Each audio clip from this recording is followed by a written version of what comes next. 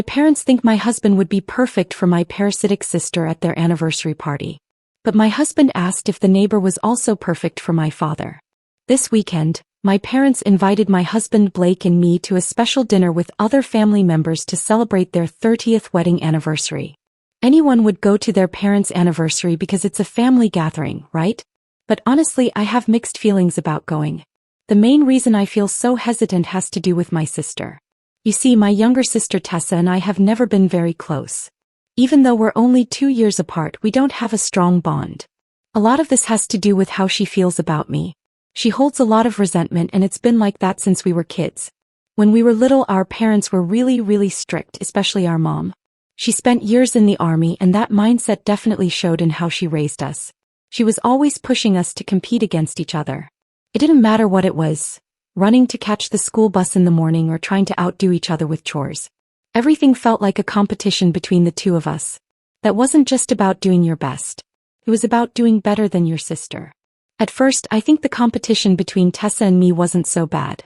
It might have even been healthy. In the beginning, we were just kids, and a little rivalry can be normal. But over time, things started to change. Tessa began to fall behind, especially in school. I was always good with my studies. I got good grades, scored high on tests, and brought home report cards my parents could be proud of. Unfortunately, that only made things harder for Tessa. Since I was doing well, my mom constantly compared her to me. And when Tessa didn't measure up, she got harsh punishments. There were nights when they wouldn't let her have dinner, and other times they would force her to stand in a corner for hours until her legs gave out. I could tell how much it hurt her, not just physically but emotionally too. Mom kept using me as an example. "Look at your sister," she'd say.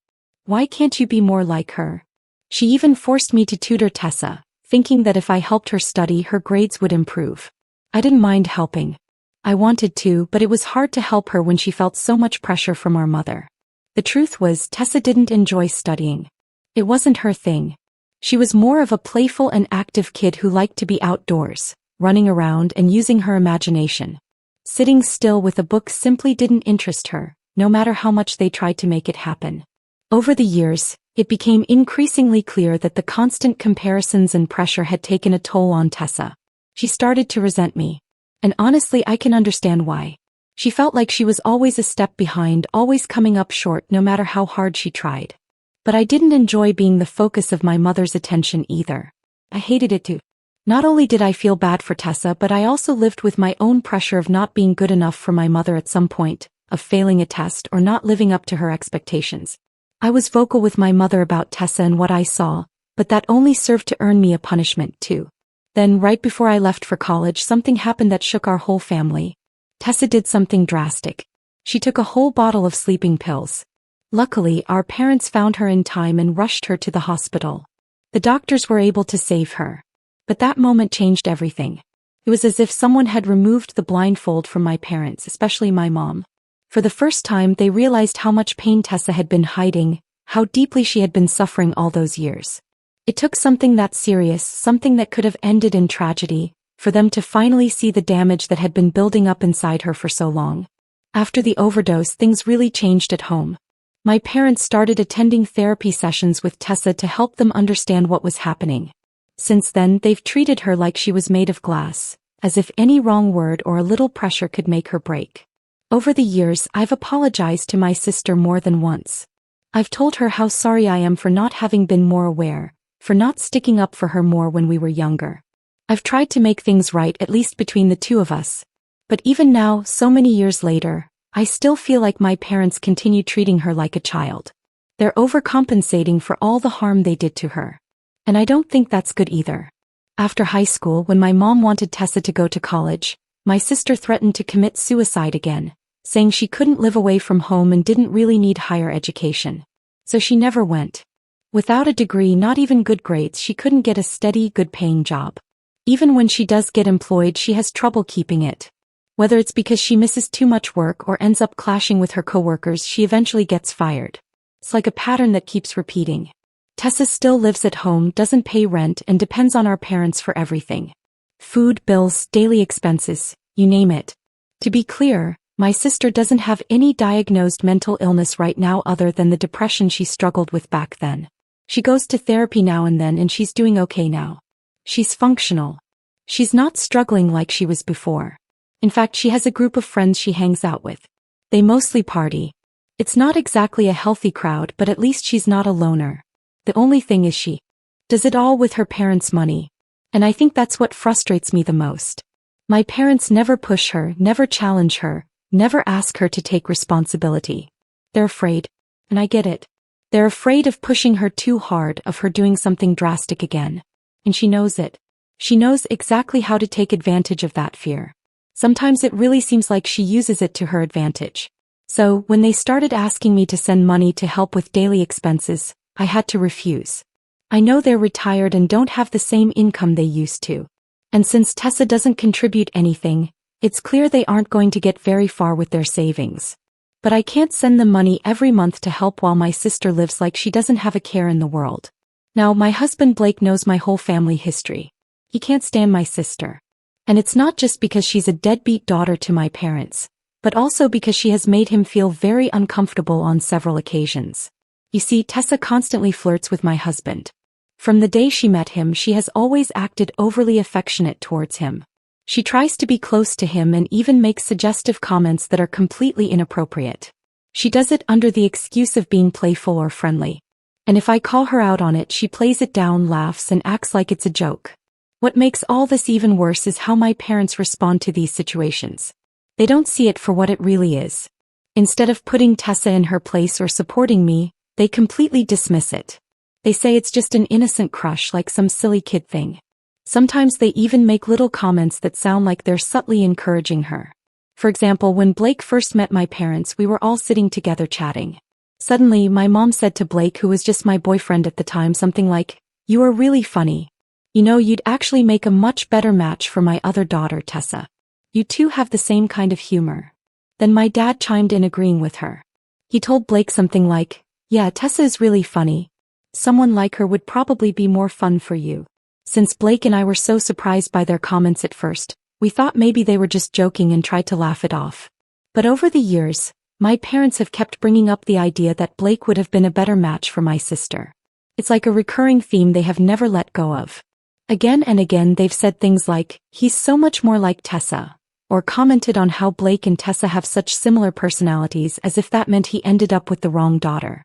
Even on our wedding day, right before the ceremony, my mom pulled Blake aside and asked him, "Are you sure you want to marry Cora?" She said it like she was giving Blake one last chance to back out, like she was hoping my husband would change his mind and leave. Can you imagine how crushing it was to hear that on our wedding day? I had a big fight with my parents about it and cut them out of my life back then. But over time they apologized, promising they would never talk that way to Blake again.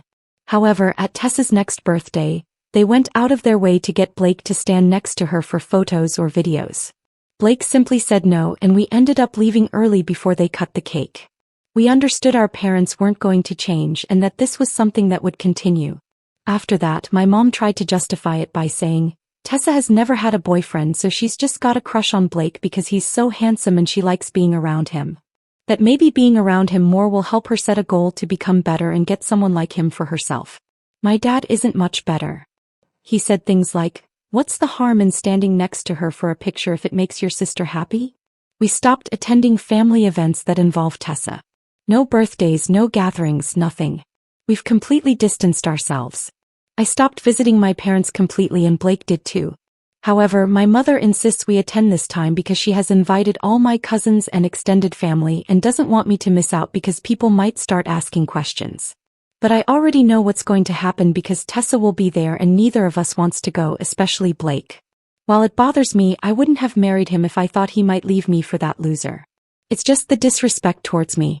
But Blake feels uncomfortable, so we're prioritizing his decision. I wouldn't mind seeing distant relatives I haven't seen in a while. But none of that is worth it.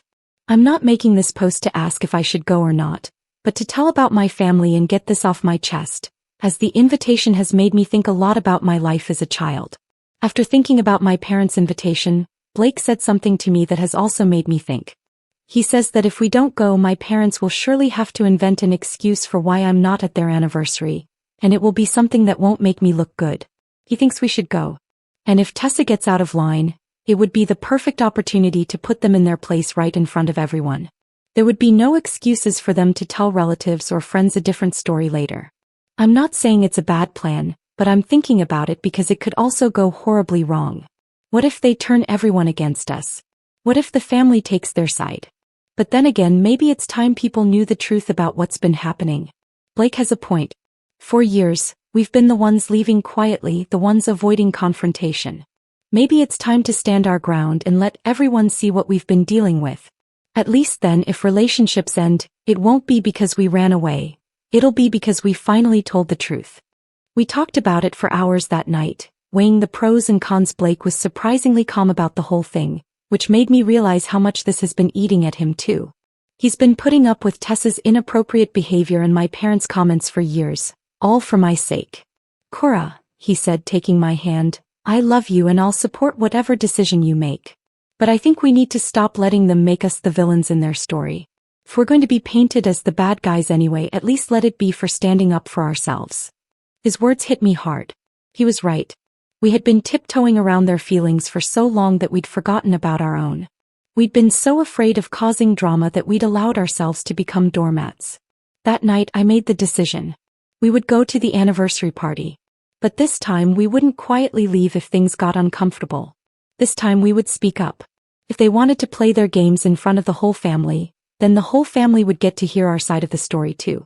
Little did I know that this decision would change everything, not just for Blake and me but for our entire family dynamic.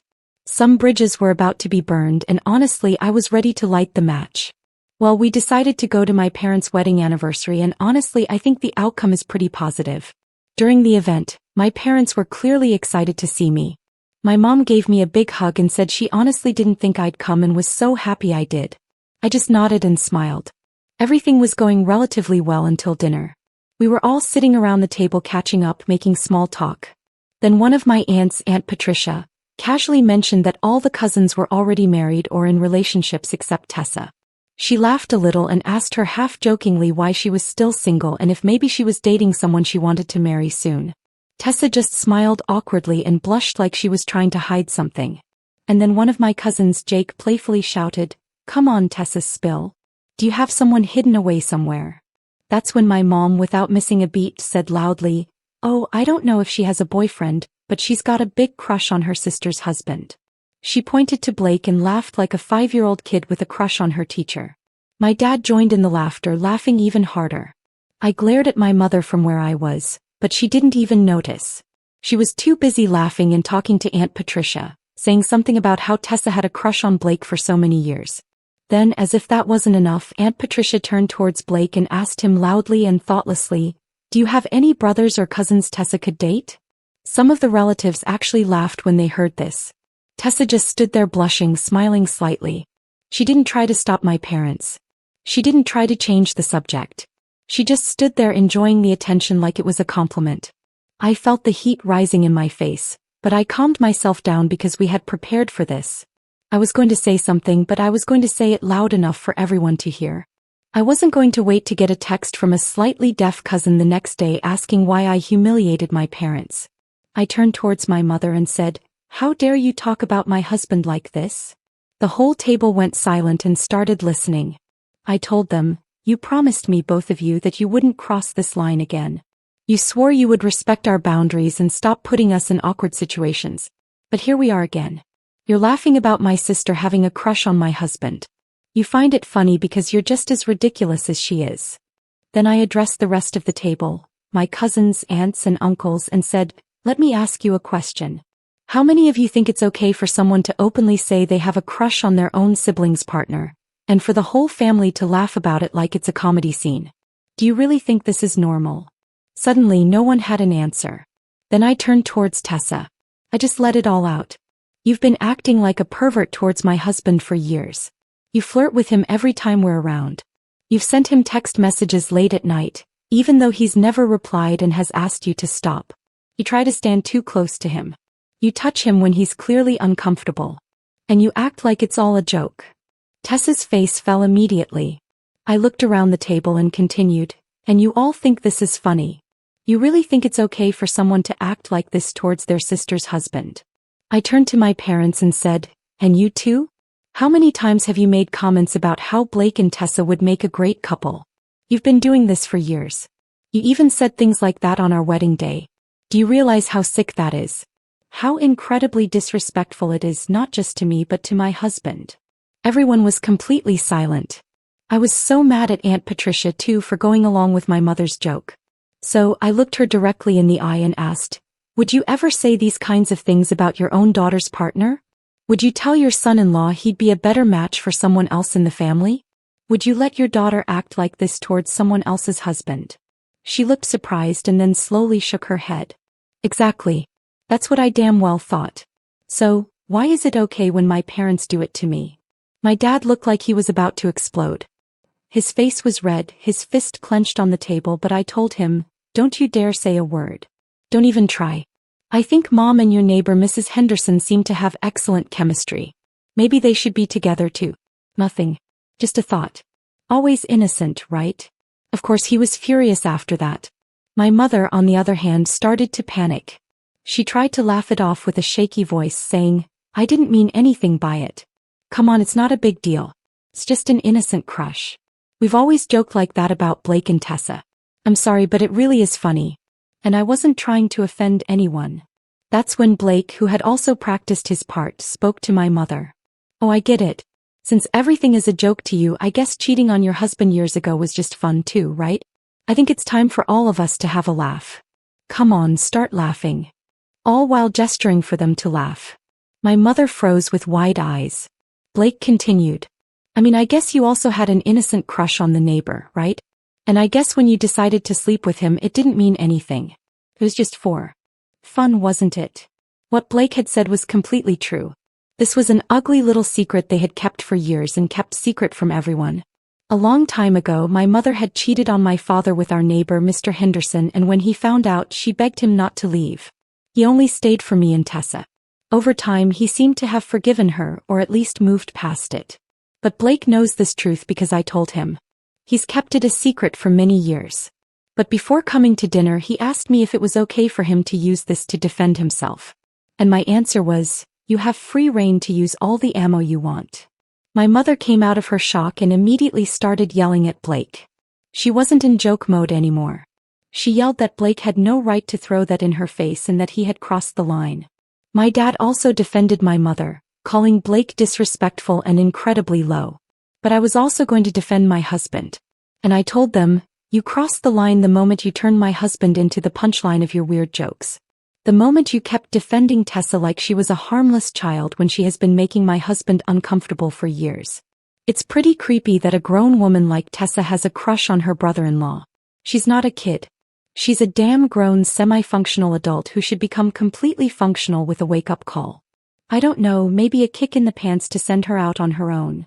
My mother started crying in front of everyone to see if she could gain some sympathy points, trying to turn the situation around as if she were the victim now because here was a horrible daughter, meaning me, yelling at her and telling her a few truths. But people kept thinking about what she had said, added to the fact that my mother had cheated on my dad. Finally, Tessa opened her mouth just to yell at me for ruining the party. You always act like you're the victim, I told her. None of this would be happening if you hadn't started it. You sat there like a seal waiting for its fish, while you let Mom announce your crush on my husband like it was a joke. You didn't say a word to stop it. You blushed like a schoolgirl watching the quarterback walk through the halls. All that was missing was you twirling your hair with your fingers. Are you mad at me? Well, damn right, because your anger matters less than nothing to me. She said, oh please. You always act like the victim. Nobody said anything that bad. While my parents and Tessa kept yelling and blaming each other, Blake and I decided to leave. The yelling didn't seem like it was going to stop anytime soon, and we had already done our job. What was the point of staying there any longer? My parents and sister were going to keep sticking to their version while everyone else had heard everything there was to hear. I just quieted them down a bit to tell them it's over. Don't you dare contact us unless you grow up and are ready to take responsibility. If that doesn't happen, then don't call us when one of you dies either. And that was that. Family members started sending mostly supportive messages. Even Aunt Patricia apologized for not saying anything when my mother started talking about Blake. In the end, it turned out better than I expected. So I have to admit Blake was right. It's good to have ripped the band-aid off all at once. Everything has been disturbingly quiet since then. I expected more calls from my parents. There were only a couple that went to voicemail, but as far as I know, they're so humiliated they don't want to say anything to make it worse. I've listened to their messages and they're pretty calm compared to how we left the house that day. I get it. They're afraid we'll explode again and tell them more truths, but I think we've said everything. We haven't held anything back. Almost 6 months have passed since the anniversary dinner, with several things worth mentioning. First of all, despite cutting off all contact with Tessa and warning her multiple times, she has sent creepy and unsolicited love letters to Blake. Even after our threats to involve the police, she didn't seem to care. We had to take further action later. Then, about a month ago, Blake and I received incredible news. We're expecting a baby. We were filled with joy and shared the happy news on social media. This was clearly a big mistake because earlier this week things took a terrifying turn. Blake got home from work and was surprised to find Tessa sitting on our porch waiting for him. She started to get up as soon as she saw him. He immediately felt unsafe, so he ran to his car and started driving away while she ran towards the car and begged him to stay and talk to her. I can't even begin to describe the panic he must have felt in that moment. He called me and I rushed home as fast as I could. We both called the police right away. And since we already had reports against her for the creepy letters, it wasn't hard to get her locked up for a few days, until she was released by my parents on bail. But she still has to face trial. Our lawyer had also filed for a restraining order against her, but it was still being processed when she showed up at our house. We've also talked to our lawyer, and while we can press charges against her as well as testify in court, we wondered how much a criminal trial against Tessa might cost. He told us that if my parents pay for a lawyer, it could cost between $10,000 and $20,000 to defend her. But it could be much more if they choose an expensive lawyer. That gives us some peace of mind because even if Tessa doesn't get a significant sentence, my parents will have to pay substantial legal fees. Between a retirement income and Tessa not contributing anything to the household, this financial burden will be considerable. It sounds vengeful, but if Tessa after the party is still in romantic mode and still doesn't take no for an answer, and my parents don't do anything, then it will be justice, or the cost of it, that takes care of things. So much time has passed that we're now parents. But I said I'd come back with updates, and here I am with much more than I thought I'd have to write. Shortly after getting the restraining order, which was granted for obvious reasons, Tessa tried to approach Blake again and violated the order. My parents lost their bail money because of that. Tessa also lost her trial. Although I don't know the exact amount my parents spent, I know she didn't have a public defender and they had to pay, which didn't do much good because Tessa ended up serving a 6-month sentence between pretrial time and post-trial time, plus mandatory court-ordered therapy. My parents have gotten divorced. You know how some people finally develop a backbone when pushed to their breaking point? Well, my father finally found his courage and decided to divorce my mother. Apparently, the humiliation of everyone in town knowing he was cheated on, combined with the financial stress and public embarrassment from Tessa's behavior, was too much. My mother has gotten custody of Tessa, not in the traditional sense since she's not a minor, but she's taken her to live with her. They'd both gone back to work because between the expenses with Tessa's legal troubles and the divorce, neither of them could live on savings alone. The family has been sidelining them. They've shown it by not lending money during the trial or unfriending and blocking them on social media. Social media has also been important in this because the town knows who my parents are now and who Tessa is. That's why they've had a very hard time being able to rent something after losing their house between the trial and the divorce. My father has moved out of state while my mother has only moved a few towns farther away since the court has ordered that Tessa cannot leave the state. And finally, nothing much, just that life is much happier. Tessa might seem like a danger because she's still close by, but we have a restraining order and she has a record.